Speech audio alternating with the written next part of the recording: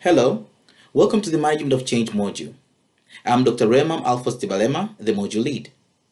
This is a very important module.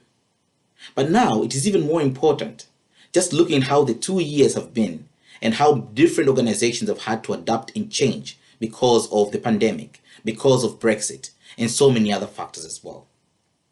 Now, in this module, we try to explore what change is and why is it important for us to understand change, and how can organization change successfully. Now, change can be imposed by an organization. So for instance, the pandemic has caused different organizations to change the way in which they're employing people are working from home as well, and issues like that. But change can also be planned by organizations.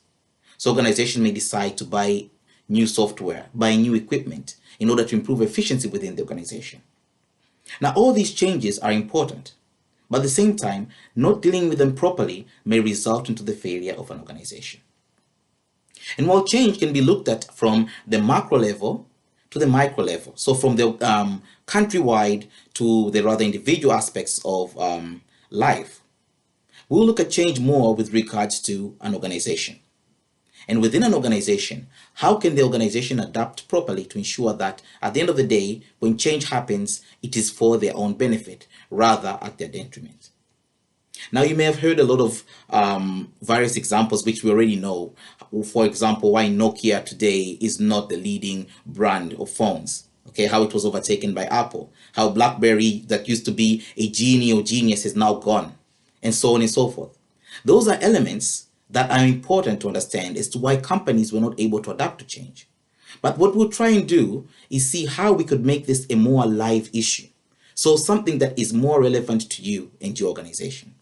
So for example, in one of the group assignments that you're going to be doing, we'll use a model that is there, Kotter's 8-step model, for instance, to try and assess different types of changes in your organizations and to whether they were successful or not. And you can try to use the literature and see where they went wrong, if they did go wrong, or where they went right, and if it relates to what the literature says.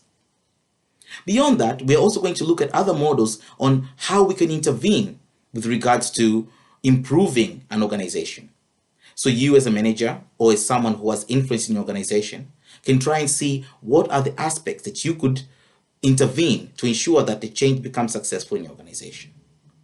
So in this module, we do want to understand what change is, what brings about change, how can change be managed in such a way that an organization can become successful, how can we apply theory into practice, how can we make it even more relevant to the organizations that we're working for.